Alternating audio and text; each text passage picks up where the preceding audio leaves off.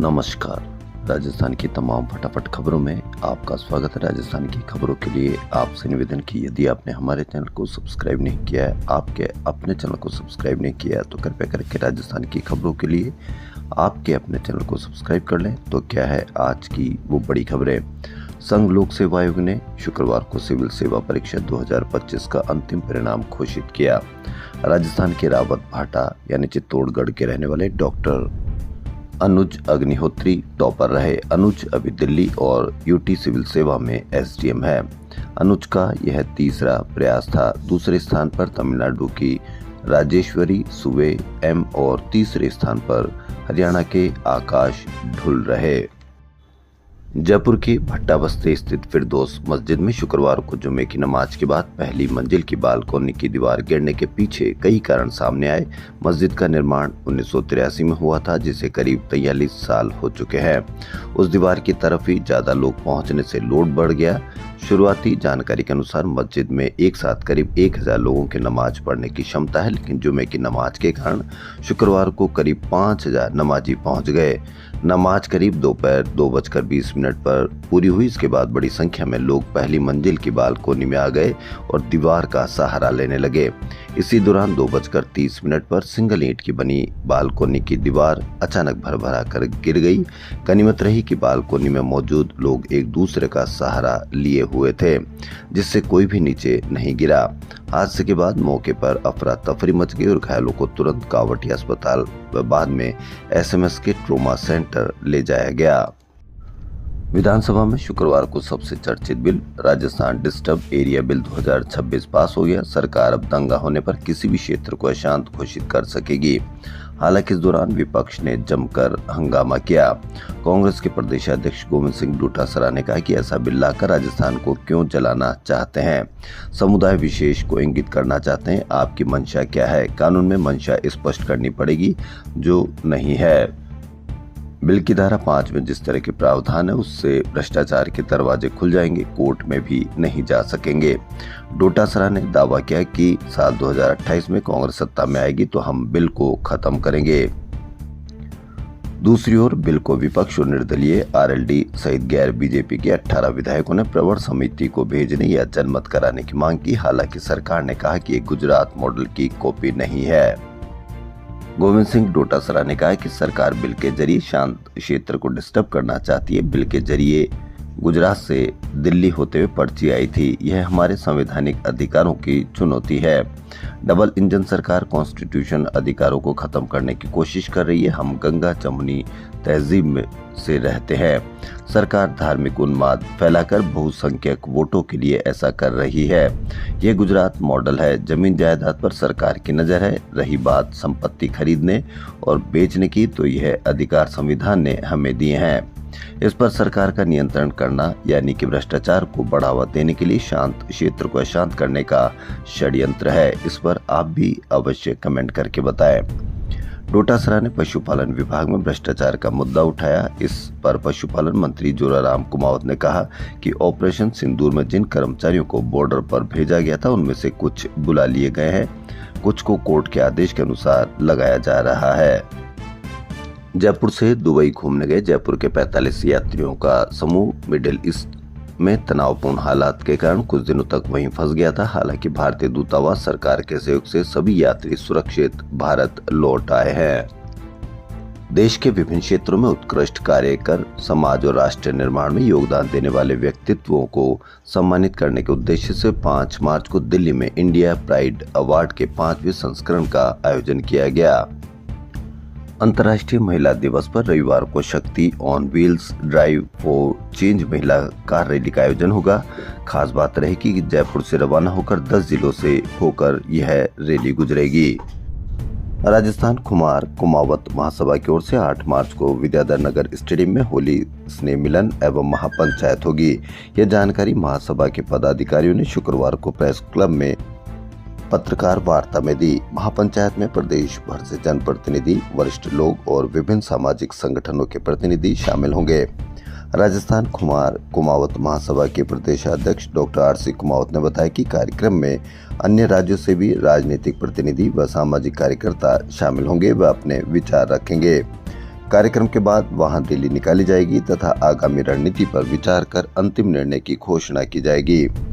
पत्रकार वार्ता में प्रदेश महामंत्री राजकुमार कुमावत, प्रदेश कार्यकारी अध्यक्ष रामेश्वर प्रजापति, प्रदेश उपाध्यक्ष चतुर्भुज कुमावत, प्रदेश उपाध्यक्ष व्यापार प्रकोष्ठ नेमीचंद कुमावत, सीकर जिला अध्यक्ष ओम प्रकाश गठेरीवाल मौजूद रहे और डॉक्टर प्रेम सिंह कुमावत भी मौजूद रहे। महापंचायत में ओबीसी आरक्षण में वर्गीकरण का मुद्दा प्रमुख रूप से उठाया जाएगा। रोहिणी आयोग की रिपोर्ट के आधार पर सरकार से अन्य मूल ओबीसी समाजों की तरह उचित हिस्सेदारी देने की मांग की जाएगी। राजनीतिक दलों से जनसंख्या के आधार पर समाज को भागीदारी देने की मांग भी रखी जाएगी। माटी कला एवं शिल्प कला बोर्ड को अन्य बोर्डों की तरह सम्मानजनक बजट देने, कौशल विकास और एमएसएमई योजनाओं के माध्यम से इस क्षेत्र के विकास की मांग भी की जाएगी। बच्चों की हड्डियों में लगातार दर्द होने और हाथ पैर में सूजन आने पर नजरअंदाज न करें। प्रारंभिक स्टेज में जांच कराकर बीमारी को पकड़ना आसान है, नहीं तो आगे जाकर बच्चों में बोन कैंसर हो सकता है। यह जानकारी शुक्रवार को इंडियन मस्कुलोस्केलेटल ऑन्कोलॉजी सोसाइटी एवं भगवान Mahavir hospital and research centre की ओर से झालाना स्थित RIC में 3 दिवसीय IMSOS 2026 BMCon के अध्यक्ष डॉक्टर आशीष गुलिया ने दी। राजधानी जयपुर में नगर निगम 1 होने के बाद भी शहर की स्ट्रीट लाइट व्यवस्था पटरी पर नहीं आ सकी। बाजारों और कॉलोनियों में लगी हजारों स्ट्रीट लाइटें महीनों से खराब पड़ी है। भास्कर की बड़ी खबर, लेकिन जिम्मेदार अधिकारी और ठेकेदार केवल कागजों में ही शिकायतों का निस्तारण दिखा रहे हैं। नतीजा यह है कि शहर की करीब 135 से अधिक कॉलोनियां अंधेरे में डूबी हुई है, जिससे चोरी और असामाजिक गतिविधियों का खतरा बढ़ गया है। 1663 स्ट्रीट लाइटें महीनों से बंद, ठेकेदार ले रहे लाखों का मेंटेनेंस, बिना ठीक किए ही शिकायतों का निपटान हो रहा है। इस पर आप अवश्य कमेंट करके बताएं। यदि आपके एरिया में लाइट नहीं है तो आप 181 पर अवश्य शिकायत कीजिए, ताकि यह शिकायत सरकार प्रशासन तक जाएगी और वहां तक जाएगी तो आपकी समस्या तुरंत समाधान होगा। यह आप लिख कर रख ले। महिला शक्ति, स्वावलंबन और सामाजिक नेतृत्व को समर्पित 2 दिवसीय मां पन्नाधाय नारी शक्ति महोत्सव 8 और 9 मार्च को जवाहर कला केंद्र स्थित शिल्पग्राम में आयोजन होगा। आयोजन की तैयारियां तेज हो गई। शुक्रवार को निवर्तमान महापौर डॉक्टर सौम्या गुर्जर ने कार्यक्रम स्थल पर आयोजन समिति के साथ बैठक कर व्यवस्थाओं की समीक्षा की और रूपरेखा तय की। महोत्सव का शुभारंभ रविवार सुबह 11 बजे मुख्यमंत्री भजनलाल शर्मा करेंगे। मुख्यमंत्री मां पन्नाधाय की 10 फीट ऊंची प्रतिमा का अनावरण भी करेंगे। जयपुर शहर के सार्वजनिक स्थानों पर छात्राओं और महिलाओं से छेड़छाड़ और पीछा करने जैसी घटनाओं पर रोक लगाने के लिए कालिका पेट्रोलिंग यूनिट लगातार सक्रिय है। जनवरी और फरवरी में 157 मनचलों और असामाजिक तत्वों को गिरफ्तार कराया है। पुलिस कमिश्नर सचिन मित्तल ने बताया कि अतिरिक्त पुलिस कमिश्नर योगेश दादीज के निर्देशन में यह विशेष अभियान चलाया जा रहा है। राजस्थान हाईकोर्ट की खंडपीठ ने 22 साल पहले प्रार्थी BSF जवान को सेवा से बर्खास्त करने की सजा को अनिवार्य सेवानिवृत्ति में बदल दिया है। खंडपीठ ने कहा कि जवान के अपराध के अनुपात में बर्खास्तगी जैसी कठोर सजा न्याय संगत नहीं है। एक्टिंग CJ SP शर्मा व जस्टिस संगीता शर्मा की खंडपीठ ने यह निर्देश पवन प्रजापति व केंद्र सरकार की अपील पर दिया। शिक्षक 2 महीने से SIR में लगे थे। ये काम अभी पूरी नहीं हो पाई कि अब शिक्षकों की ड्यूटी जनगणना कार्य में लगाने का काम प्रारंभ हो गया है। जयपुर के 1000 से अधिक शिक्षकों की ड्यूटी लगाई जा चुकी है और उनको 6 मार्च को जनगणना सेल में ड्यूटी देने के निर्देश दिए गए हैं। वार्षिक परीक्षा से ठीक पहले इस प्रकार ड्यूटी लगाए जाने का शिक्षक संगठनों ने विरोध किया है। उनका कहना है कि 7 मार्च से वार्षिक परीक्षा है, इसके बाद 25 मार्च को परिणाम जारी करना है। 1 अप्रैल से नया सत्र प्रारंभ होगा। ऐसे में इन शिक्षकों की ड्यूटी लगने से यह काम प्रभावित होने की संभावना है। शिक्षा संकुल में 6 मार्च को शिक्षा सचिव ने शिक्षक संगठनों को वार्ता के लिए बुलाया। इस बैठक में भी यह मुद्दा छाया रहेगा। शिक्षक संगठनों का कहना है कि इस काम के लिए किसी NGO या संविदा कर्मियों को लगाया जाए। शिक्षकों को बच्चों को पढ़ाने का काम ही करने दिया जाए। अखिल राजस्थान विद्यालय शिक्षक संघ अरस्तु के प्रवक्ता देवकरण गुर्जर बोले कि 2 महीने से शिक्षक एसआईआर में लगे थे, उनको पहले से ही पढ़ाने का समय नहीं मिल पा रहा था। अब जनगणना कार्य में ड्यूटी से नई मुसीबत खड़ी हो गई है। स्कूलों में वार्षिक परीक्षा शुरू होनी है, 25 मार्च को परिणाम जारी करना है। विभाग इस बार 1 अप्रैल से नया सत्र प्रारंभ कर रहा है, ऐसे में यह सभी काम प्रभावित होने के आसार है। राजस्थान विधानसभा में डिस्टर्ब एरिया बिल 2026 पर चर्चा के दौरान कांग्रेस विधायक रफीक खान ने बिल की जरूरत पर सवाल उठाए। उन्होंने कहा कि पिछले 2 वर्षों में राजस्थान में कोई बड़ा दंगा नहीं हुआ, फिर इस तरह के कानून की आवश्यकता समझ से परे है। बोले यह बिल असल में दंगे भड़काकर वोटों की रोटियां सेकने के लिए लाए हैं। जिन विधानसभा क्षेत्रों में भाजपा हारती है, उन इलाकों में सांप्रदायिक दंगे भड़काकर वोटों को बांटना और ध्रुवीकरण ही इस बिल के पीछे का मकसद है। रफीक खान ने कहा कि प्रदेश में नशे के बढ़ते कारोबार जैसे वास्तविक मुद्दों पर चर्चा और कार्रवाई जरूरी है। किसी क्षेत्र को डिस्टर्ब एरिया कैसे घोषित किया जाएगा और इसकी पहचान कौन करेगा। ओबीसी प्रतिनिधित्व आयोग की रिपोर्ट जारी नहीं होने से प्रदेश में पंचायत चुनाव की घोषणा पर असर दिखने लगा है। माना जा रहा है कि इसी के चलते पंचायत चुनाव का शेड्यूल जारी होने में समय लग रहा है। राज्य निर्वाचन आयोग को 15 अप्रैल तक चुनाव संपादित कराने के दिशा निर्देश सुप्रीम कोर्ट ने दे रखे हैं। अब मात्र 39 दिन बचे हैं और चुनाव का अब तक कोई अता पता नहीं है।